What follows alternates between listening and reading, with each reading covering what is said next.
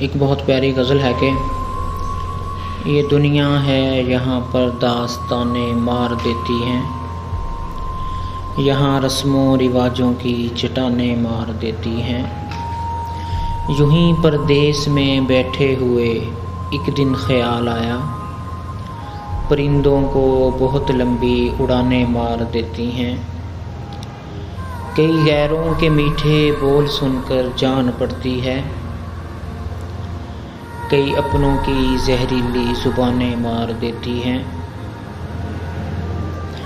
تمہیں محبوب کی زلفوں کے بل سونے نہیں دیتے، ہمیں غالب کے مصروں کی چٹانیں مار دیتی ہیں۔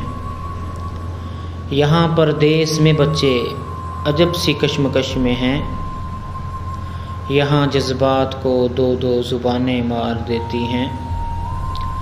مجھے مرتے ہوئے کہنے لگی ہوا کی ایک بیٹی، یہاں رشتے نبھانے کی تھکانیں مار دیتی ہیں۔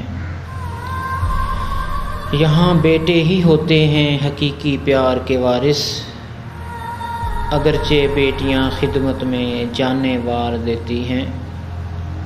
عثمان، ایک تو موضوع تمہارا جان لیوا ہے، پھر اس پر درد سے لبریز تانے مار دیتی ہیں۔